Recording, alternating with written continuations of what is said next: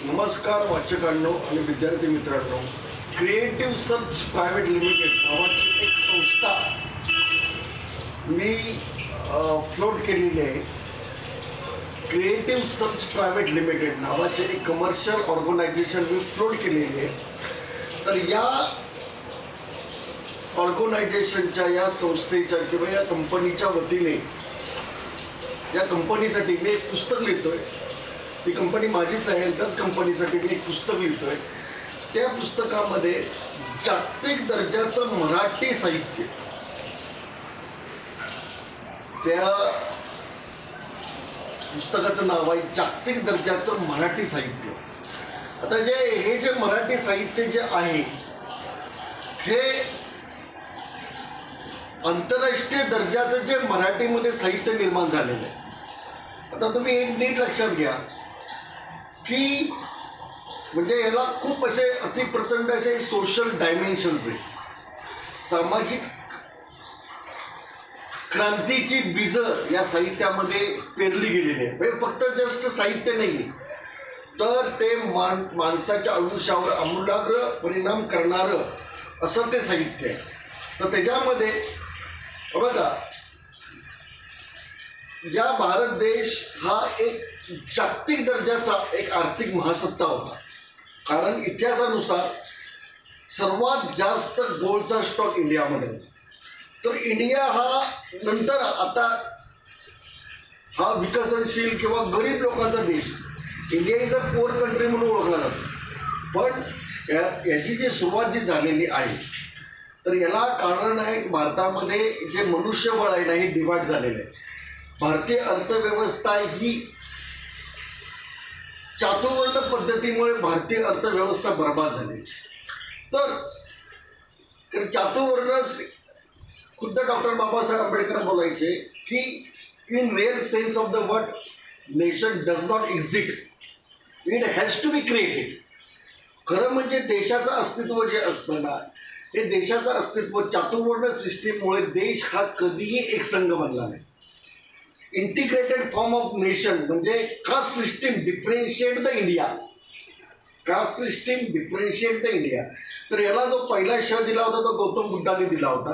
आणि गौतम बुद्धानंतरची पहिली जी भाषाबंदी जी तोडली होती, भाषाबंदी जी पहिली तोडलेली ती ज्ञानेश्वरांनी तोडली। त्यांनी भगवद्गीतेचं रूपांतर भावार्थ दीपिकेत, ज्याला आपण ज्ञानेश्वरी म्हणून ओळखतो, ही सर्वात पहिली क्रांती आहे। कारण का त्याच्यामध्ये भाषाबंदी जी वामनाची जी 3 किंवा 3.5 पावलं होती ना, त्यातलं एक पाऊल आहे संस्कृत भाषाबंदी। सगळं ज्ञान संस्कृतमध्ये बंदिश होतं आणि बहुजनांना संस्कृत शिकण्याची परमिशन नव्हती। आता जो मराठा आरक्षणाचा जो प्रश्न अतिशय एक ज्वलंत प्रश्न आहे, त्याला खूप असं एक राजकीय महाराष्ट्रातलं राजकारण कुठे ना कुठे त्या प्रश्नाभोवती, सिंचन घोटाळ्याभोवती आणि त्या प्रश्नाभोवती गोलगोल फिरतंय। तर मराठा समाज मागास हा कोर्टामध्ये ठरला जात नाही। ज्यांना संस्कृत शिकायला परमिशन नाही ना, काय ज्यांना संस्कृत येत नाही ना त्यांना म्लेंच बोलतात। आणि संस्कृत शिकायला, अध्ययन अध्यापन करायला मराठा समाजाला पहिल्यापासून बंदी होती। हे सगळीकडेच ज्ञात आहे। त्यामुळे मला समजायला मागत नाही की असं कुठलं कोर्ट आहे हे, आणि या कोर्टात कुठलेही युक्तिवाद चालतात। आणि हीच मागासपणाची सगळ्यात ज्ञानबंदी, हीच मागासपणाची सगळ्यात मोठी कसोटी, ज्ञानबंदी। तर माझ्या पुस्तकाचा विषय आहे, या पुस्तकाच्या विषयाने मी सगळ्या विषयांना स्पर्श केलेला आहे। तर सध्या माझ्या पुस्तकाचा विषय आहे की जागतिक दर्जाचं मराठी साहित्य आणि इतिहासावर, समाजव्यवस्थेवर मराठी साहित्याने किती इफेक्ट केलेले आहे। संत तुकारामाचे जे अभंग आहेत हे जागतिक दर्जाचे, संत तुकारामाचे जे अभंग आहेत, संत तुकारामांसारखा क्रिएटिव्ह माणूस, एक जागतिक दर्जाचं संशोधक, जागतिक दर्जाचं साहित्य निर्माण केलेलं आहे त्यांनी। तर मराठीमध्ये जे जागतिक दर्जाचं जे साहित्य आहे त्या साहित्याविषयी या पुस्तकामध्ये लिहिलेलं आहे की जागतिक दर्जाचं मराठी साहित्य। त्याच्यामध्ये अनेक अशा केस स्टडीज आहेत। त्याच्यामध्ये विजय तेंडुलकर आणि जयवंत दळवी हे जागतिक दर्जाचे नाटककार आहेत. हे जागतिक दर्जाचे नाटककार आहेत आणि त्याच्यामध्ये या व्हिडिओचा पहिला एक भाग आहे, कारण का हा विषय खूप ब्रॉड आहे. याच्या दुसऱ्या भागमध्ये मी ज्या वेगवेगळ्या केस स्टडीज घेणार आहे, या पुस्तकाच्या निमित्ताने ज्या वेगवेगळ्या केस स्टडीज घेणार आहे, त्या संपूर्ण केस स्टडीची माहिती आहे. विजय तेंडुलकर आणि जयवंत दळवी हे जागतिक दर्जाचे मराठी नाटककार आहेत. काय सांगतोय? विजय तेंडुलकर आणि जयवंत दळवी हे जागतिक दर्जाचे मराठी नाटककार आहेत.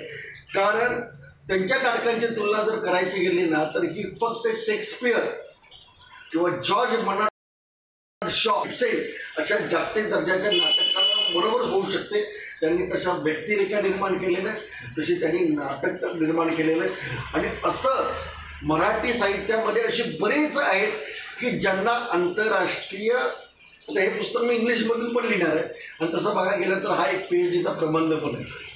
तर वाचकांनी हे पुस्तक वाचावं. याचा एक भाग पहिला आहे, याचा इंट्रोडक्टरी भाग म्हणून दुसरा भाग पण येणार आहे. तर पहिल्या भागामध्ये तुर्त एवढीच मी माहिती देऊ शकतो, दुसऱ्या भागामध्ये ॲडिशनल माहिती देणार आहे. तर वाचकांनी हे पुस्तक वाचावं ही नम्र विनंती. थँक्यू, धन्यवाद.